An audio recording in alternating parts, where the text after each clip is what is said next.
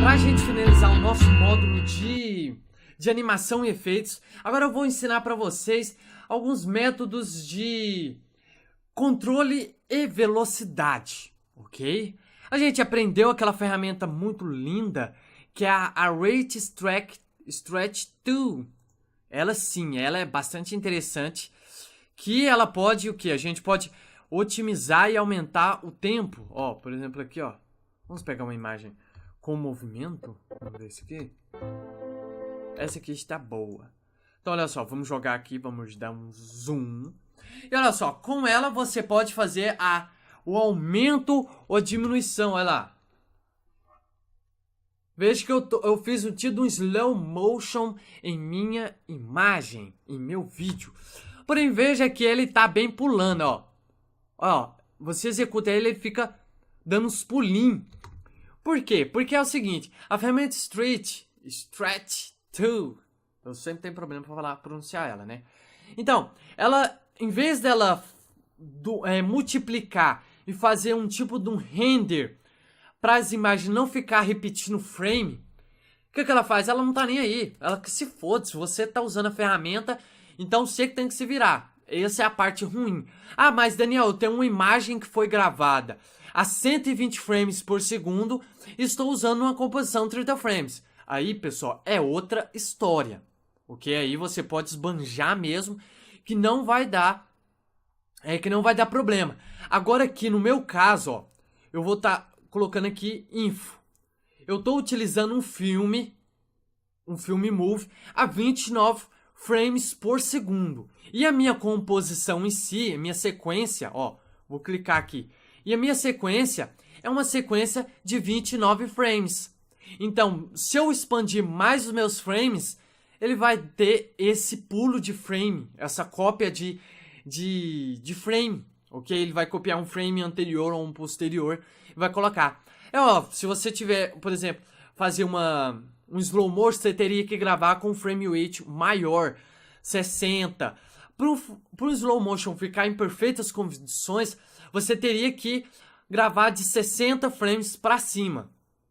E lembrando, uma composição, uma sequência de 24 ou 29 frames, ou 30 frames. Ah, Daniel, você tá falando coisa. Não, é uma experiência. Depois você consegue aí material na internet, materiais de 60 frames por segundo e materiais com 120 frames e testa a ferramenta Stretch Tool, ok? Você vai ver a coerência dela. Porém, não é só a ferramenta Stretch que a gente tem como de fazer slow motion ou expandir o material, fazer um fast motion. Eu acho que é assim que se pronuncia ao contrário. Que é a velocidade. Por exemplo, se eu vier aqui, jogar aqui, ó, pronto, olha lá. Ele vai fazer rápido. Veja que quando a gente faz ao contrário do slow motion, a gente não tem aquele problema de frame, ok? Porque a gente não está multiplicando, a gente está comprimindo. Então fica mais fácil. Mas o outro método que eu acho bastante interessante é a utilização de Speed Duration. Clicou, pronto, vai abrir essa janelinha aqui. Ah, eu não quero isso, eu sou fodão e uso atalho. Ctrl R. Ou Command R em Mac, né?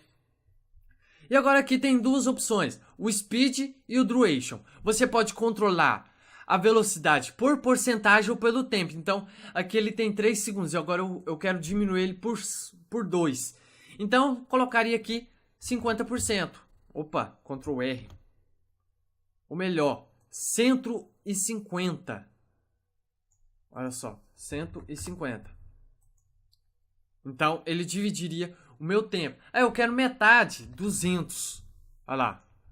Ah, 100%. Olha lá, ele tem... Opa.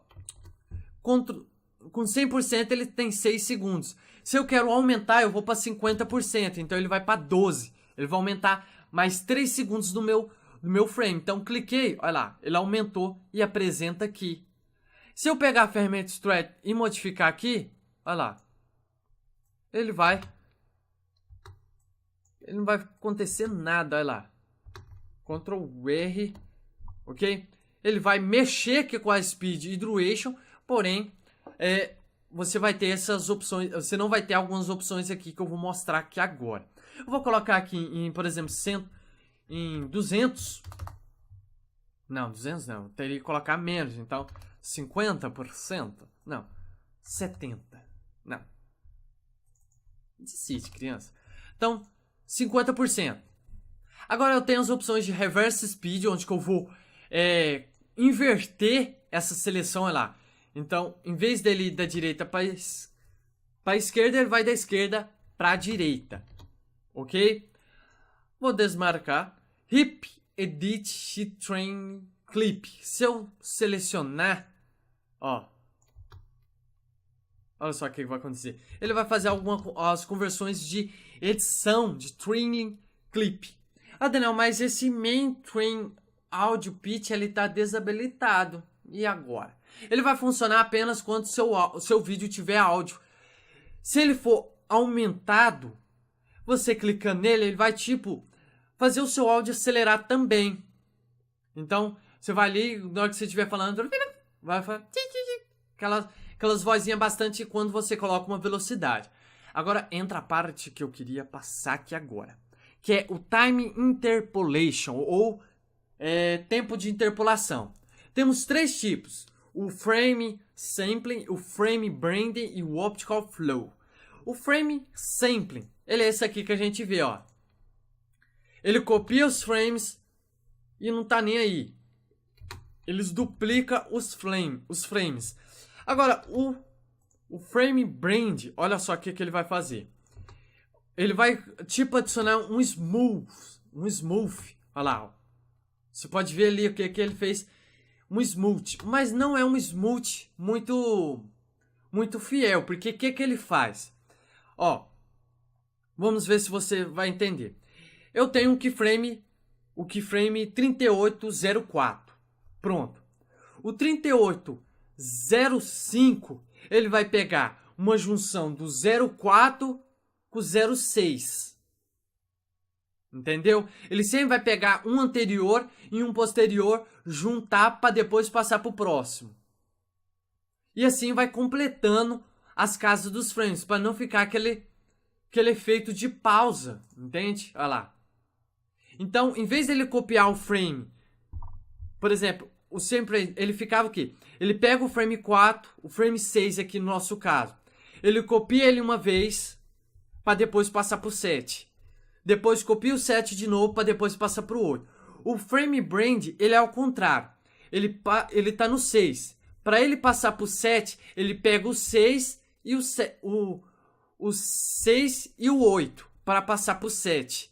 E o 8 vai pegar o 7 e o 9. Então você vai pegar um frame anterior e um frame posterior ao frame atual. Doideira, né? Então, e por último, que eu acho que é o mais interessante, dependendo da coisa, é o Optical Flow. Pronto, ok. Olha só. Ele é a maior imagem de fidelidade. Então, o Premiere, ele tem um motorzinho de render por trás disso, que ele faz com que a imagem ela não tenha distúrbio de frame. Ele faz tipo de ilusão ótica para você ter e não ter esse distúrbio de frame. É o mais utilizado, porém nem todos os casos você poderá utilizá-lo, ok? E aí vai depender dos casos que você queira utilizar. Ok, pessoal? Então, esta aula foi isso mesmo. Espero que vocês tenham gostado e espero vocês no próximo módulo para a correção de cor. Abraços e até a próxima aula.